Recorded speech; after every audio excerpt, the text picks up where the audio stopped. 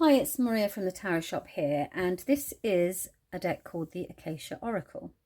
It's by Nicolle and is illustrated by Carla, Cartagena.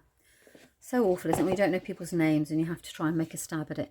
Right, okay, so inside the box it says, imagine a space filled with knowledge, a field of energy in which flows all that exists and all that will ever exist.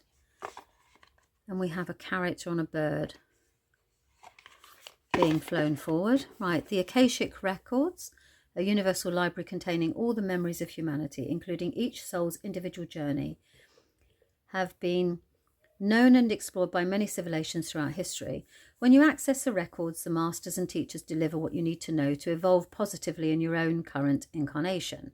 This oracle will provide you with the keys to obtain precise and dated information on your past lives, help you understand the nature of your personal blocks, discover your life purpose and the potentialities you are called to develop, or even just undertake a more traditional divinatory reading. This has always fascinated me, so I'm not going to... Gosh, what's that? Let me take that away. So, introduction, how to use the cards. So we will have here the introduction as to why the cards have been developed in the first place by the author and the illustrator, how to use the cards, card spreads, and also the cards. So each of them are not in alpha, but they're in numerical order. So you'll have the number on the card and you look it up in the book until you know the deck really well. Okay, so you've basically got what the cards are, how to read them, and then we have a bit about the author and about the illustrator. So let's pop that to one side while we dive into the deck. So gorgeous gilding, and they are a really nice quality card. They really are.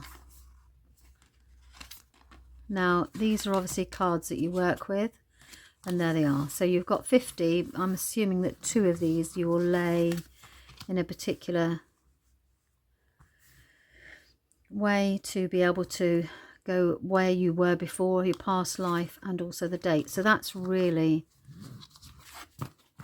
very handy. Now let's have a look at the cards. All the backs are the same. Let's start with card 1, Karma. I think it's really important that when you are looking at a deck that you can, especially oracle decks, it's really important that you you connect with them.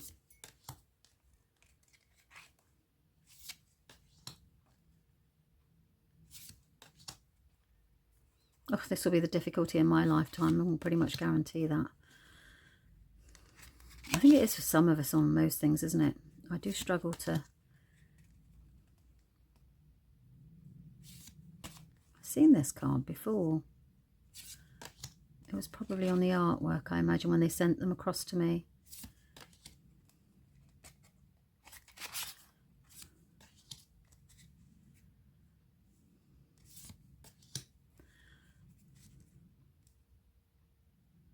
I just realised then that when I said about letting go, I mean that I struggle with letting go of belief systems that no longer serve me.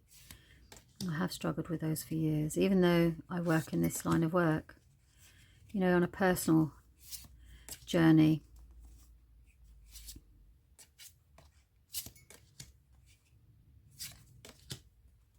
Gorgeous illustrations, aren't they? So they're basically like a grey and white, like a pencil drawing, with the illustrations. I mean, this is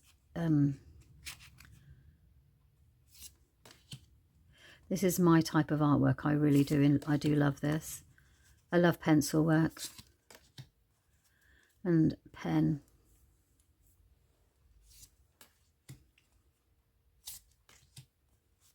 If this is something, you know, I always feel that if you're ready, oh, you've got movement there, and that's on the inside of the card, isn't it? At the back of the cards, look. I always feel that if you are in a period in your life where an oracle deck calls to you, then that's the message is pretty much there, that it's time to work on that area of your life, if that makes sense. That's how it tends to work. And everybody thinks it gets easier and easier, but it doesn't. It's just a different door. Sticks.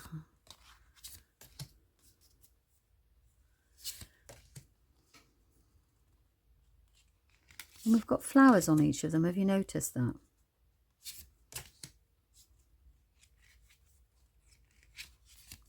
Now, if I'm going too fast for you, you can go back and you can slow the video right down. You will hear me going, but the choice is yours, at least. Or you can switch the volume off. You don't have to listen to me at all. Just watch the cards, these gorgeous cards, come to life in front of your eyes. Love this. I love this colour as well, teal.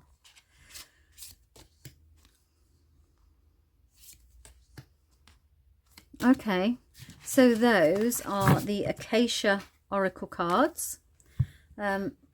With these two extras, I'm assuming, well, I know that it will be that they'll explain how to use these cards in the book.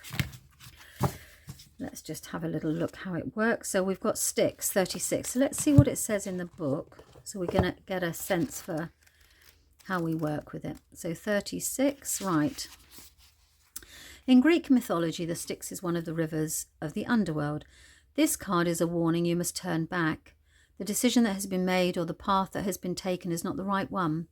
Unlike the difficulties card, card 35, which reveals a temporary impediment, Styx suggests definite failure. Depending on the other cards in the spread, you will be able to determine whether you need to change your plans or stop everything entirely. What's that relevant to then? Rejection, 34. So then we have a look at that. A rejection wound is an emotional one that embodies a feeling of being pushed away or disparaged, whether you're in your romantic relationship, family, friendship, circle, or work. This wound may find its root in actual events and may also stem from your position whereby, through an unconscious mechanism of victimization, you feed any event that might nurture this wound. On another level, this card points to the idea of misunderstanding or rejecting a projective idea. So it would suggest then, wouldn't it, that you need to stop. You've made an incorrect decision, and then you go back to have a look and see what wound this is. Don't hesitate to ask the masters and teachers to show you how to work on this wound or how it affects your life. The 7-card spread would be the best one for this. So then you would use the spread. So you see how it works. Lovely little deck. Very, very helpful. And if it's calling for you, then the details are in the description. And that's it. Thank you very much for your time. Bye-bye.